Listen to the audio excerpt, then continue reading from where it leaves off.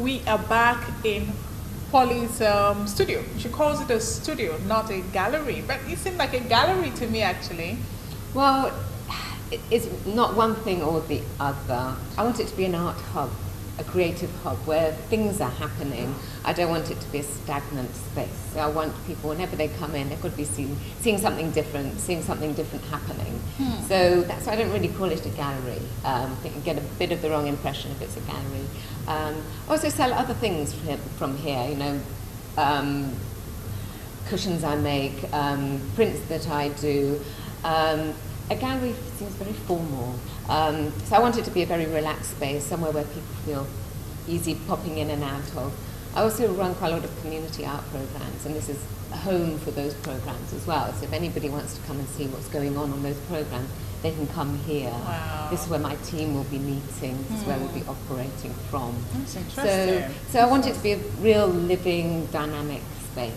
Okay, you want it spontaneous, impulsive. You don't want it defined in such a way that everything is stifled. Exactly. It's got to be a living space. Wow, that's nice. That's fresh.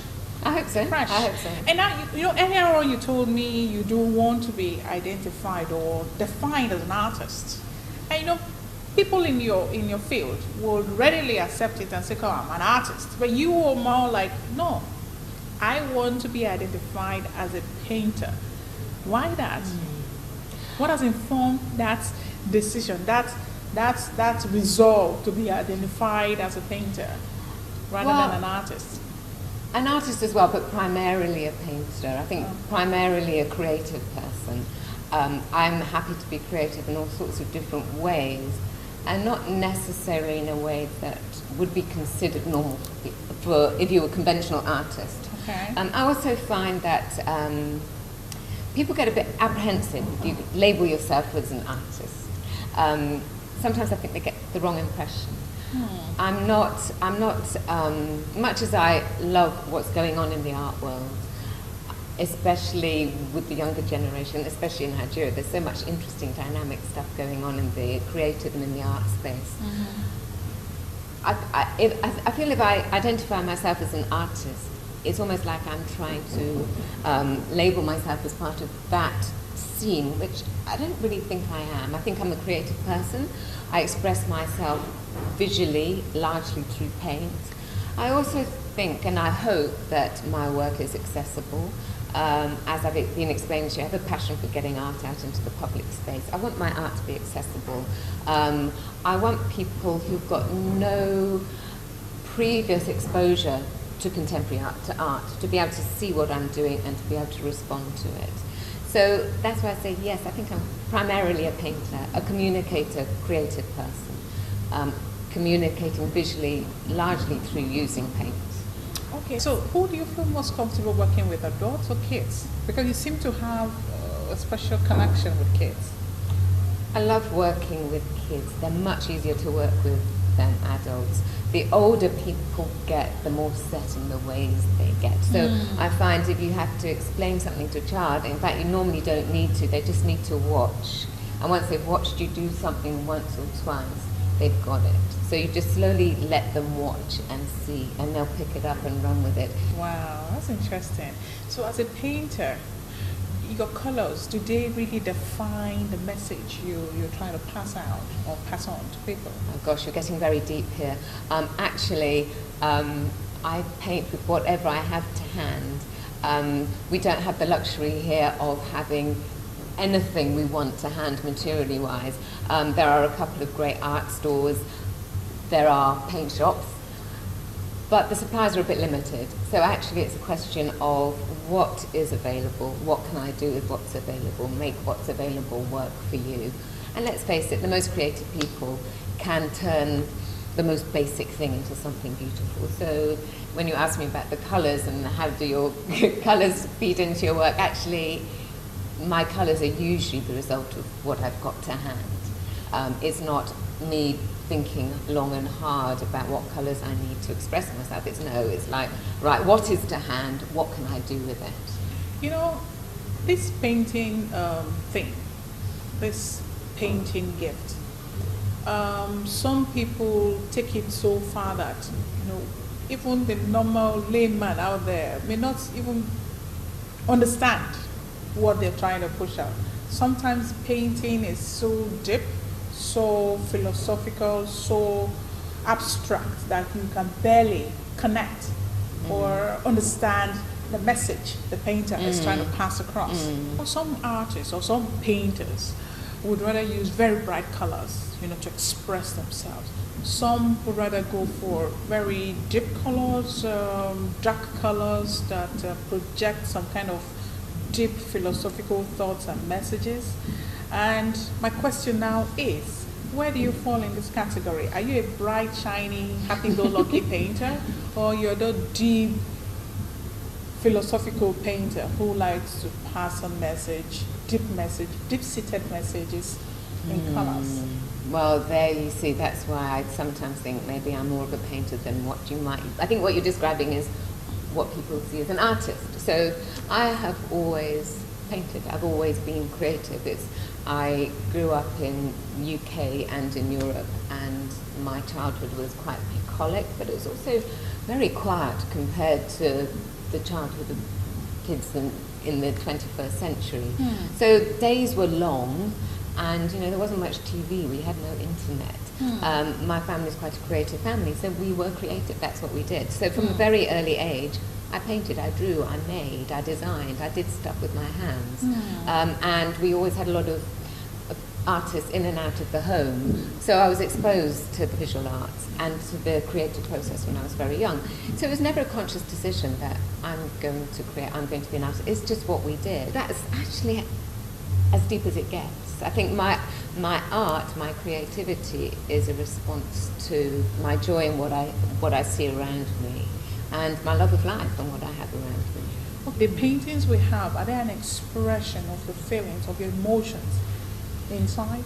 Yes, it is therapeutic, but I need to psychologically be at a level where I'm able to be positive. So if I'm not feeling positive and happy, it's very difficult for me to be creative. All right, some painters are into the human form, others are into objects, others are into social advocacy. What category do you fall into? I would say primarily figurative. It's primarily, I think, going back to what inspires you, why do you paint, why are you creative? And it's a response to what I love. So if we have a beautiful moment together, I want to express that. And so if it's you, it's figurative, it's a picture about you. I'm actually at the moment painting landscapes and pictures of seascapes, which is very unusual for me, but that's as a result of spending some beautiful moments in that location.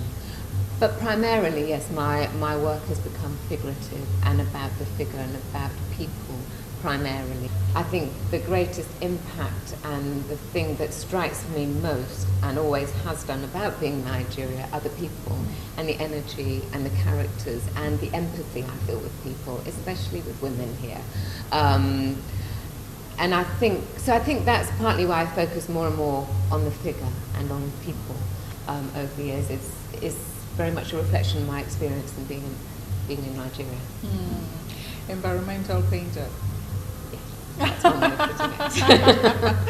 That's interesting.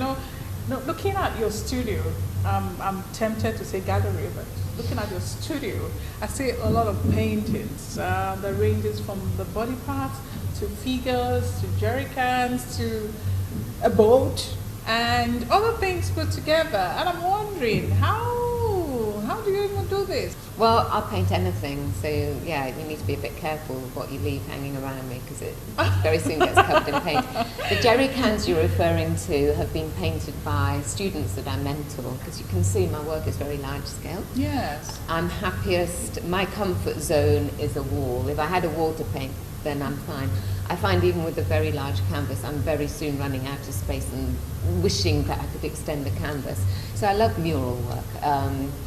I also love the challenge of not just having a rectangular canvas that you're going to just stick on a wall. Give me something more challenging, please. And also then I kind of find if it's a wall or a building or an object, you start having a dialogue with the object itself. So you might know what you're going to paint, but as you start working, the thing that you're painting starts suggesting a story as well. So it's a little bit of a reflection of my rambling mind. The first thing I painted was an old caravan. That was in UK. That caravan's now on the streets somewhere. It's still being used as somebody's holiday caravan.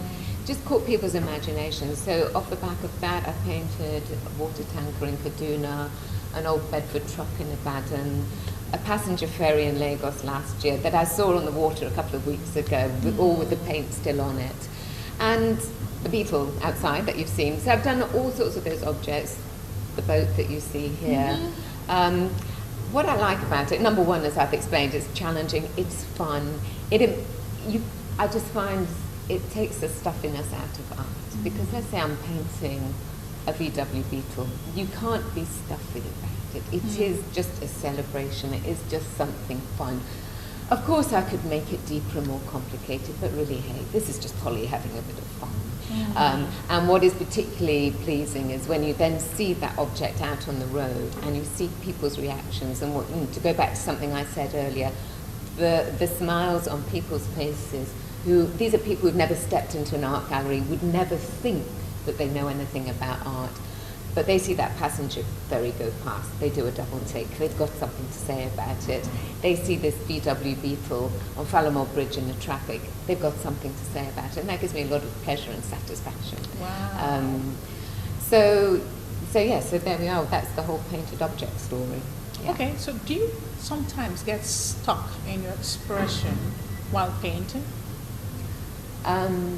My friends would probably rather wish I did, but I don't. No, it continues, and I find the more I paint, the more there is to do. So it's a bit like a tree with the roots and branches.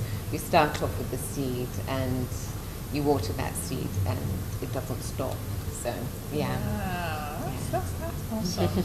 Quite awesome. So now, speaking of you, Polly, Nigerians will be wondering, yes, she's here in Nigeria and she seems to have blended in really good. I'm sure they want to know a bit of you. When was the first time you stepped your foot on Nigerian soil? I actually came out for a holiday in 1986. Oh, wow. I was, I think, still just a student 1986. Wow, that's a long time. It's a very long time ago. Yes, it was 30 years ago. Wow. And had such a great time. They were very different days. So met up with a couple of friends, and we got an old VW Jetta car, I'll never forget it, and we did a road trip. We set off from Ibadan and we headed north. We went all over the place, Jos, Maiduguri, Sokoto, in this car, and it was extraordinary. It was a real eye-opener, and I just loved every moment of it. And I just thought, yeah, I can handle this place. This is cool. This is fun. This is exciting. I do have itchy feet, so I kind of always knew that I was never going to stay in Europe. I always knew that I was not going to stay there for my whole life. It's just the way I'm made. My family also is, my mum's German, my father's English. So like, I've never been able to call one place home. I don't have an issue with that, but where I grew up in England is actually no more than where I grew up. I would never say that is home. I happen to love that area, I love the place, but I would never say that's home because we never really had one specific home. So I think as a result of that, I've never really had that need to say, this is it, this is home. So even now when people say, where are you from? I don't know quite what to say because, I've actually spent more of my life in Nigeria than anywhere else. Wow. Can I call Nigeria my home? I feel very at home here. But that's not really what people are asking. They want to know, where are you from? Your roots. Yes, exactly. So my roots are a bit spread out. And so I think as a result of that, I always knew when I was younger that I was not going to stay in the UK or possibly even in Europe. Wow. So my first visit was in 1986, but then I moved out here in 1989. I mean, you must have traveled to other parts of the world, and you didn't have that need, you didn't feel that strong need to settle there. Why Nigeria? Why did you decide to settle down here in Nigeria? Well, the usual story. It was my late husband brought me here, and it was because of him. It was his home. So I did love the country, and I had a lot of fun here, but it was because of him. So love brought you here. Yes, exactly. So my roots are a bit spread out. Mm. I mean, you've traveled, you must have traveled to other parts of the world, and you didn't have that need, you didn't feel that strong need to settle there. Why Nigeria? Why did you decide to settle down here in Nigeria? Well, the usual story. It was my late husband brought me here, and it was because of him. So I did love the country, and I had a lot of fun here, but it was because of him. You could put it like that. Wow. And you got married here as well? That's right. And I have 4 children, so they grew up. And the first 2 were twins. And I think that was when I had my twins, I think that's when I was finally accepted in Nigeria. Oh, Mama Benchi. Yeah, Benchi. Yeah, Benchi, that's right. So, yeah. So how many years ago was that? They were born in 1995. 1995. Yes. And how old is your last? She's just turned 18. 18. Yeah. Wow, interesting. So when you came to Nigeria, where was your first port of call? Was it Lagos or? It was Ibadan. Ibadan. So I lived in Ibadan. My late husband's home was in Ibadan. Okay. And his passion was agriculture. So Lagos didn't work for him, so he was farming in oil states. So that's where we were much of the time. Oh, wow. So how was it like living there? Ibadan? Yeah, it was a big culture shock because I'd come from, being independent in West London to oil state Ibadan. Yeah, it took some adjusting, I have to say. But again, it was also different days. Or maybe it was just because I was naive and young, I don't know. But we had a lot of fun in those days. It did feel in some ways a bit safer. That was the early 90s. Then, of course, we went through the 90s, which wasn't so great. And now I think it is all a bit safer again. But we had a lot of fun. Okay, so when did you move to Lagos? I moved to Lagos, made Lagos my base in 2009. Yeah. So Ibadan, for some people, they just see it as an ancient city. Is that your take two, or do you have something else to say about Ibadan, your experience there, the people, the culture, the air, It's an arts? extraordinary place. I got to know the back streets of Ibadan like the back of my hand.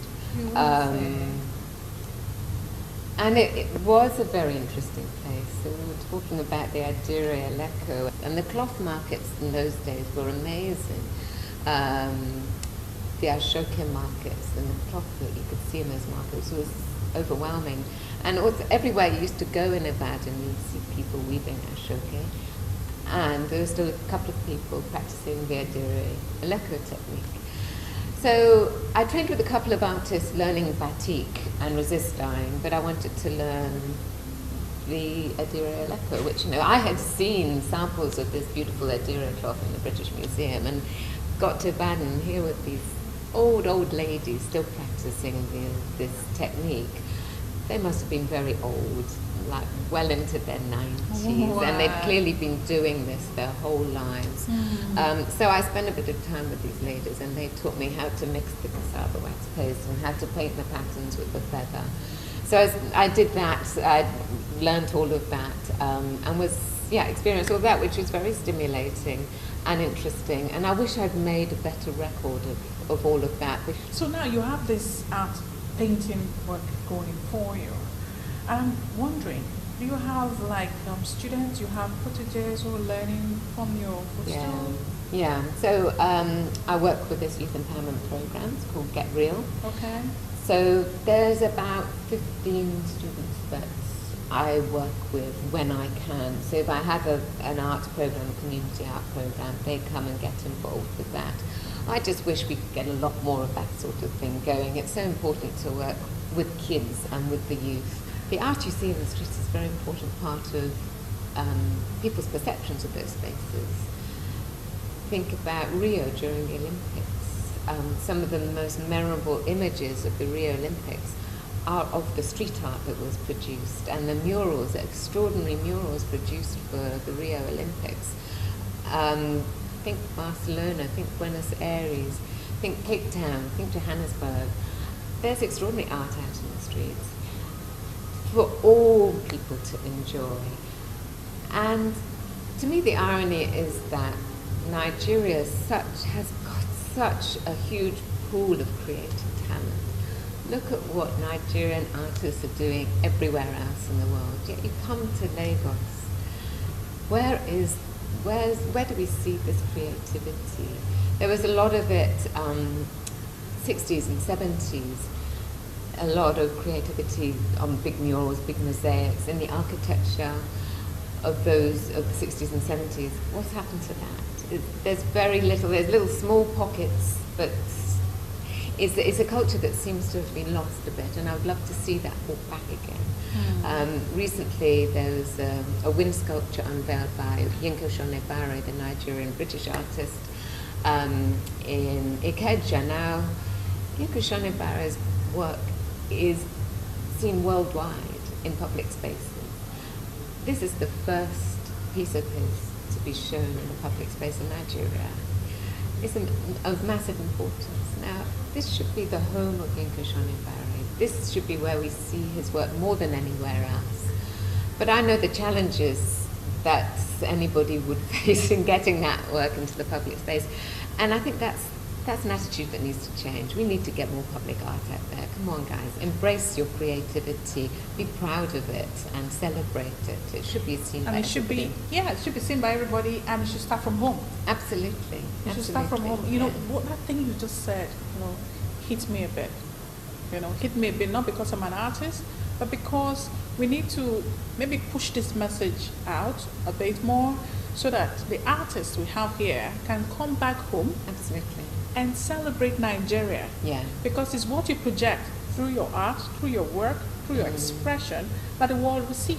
Absolutely. Now, if you paint Nigeria as dark, that's what the world will see. Exactly. If you paint Nigeria in bright colors, that's what the world will see. And that's how they will perceive us. Absolutely. So I think you as a foreigner who is now a Nigerian by blood and by marriage and by being a mother and all, I think coming from you, it's a good one. Maybe they will probably listen. And so on that note, I want to say thank you so much.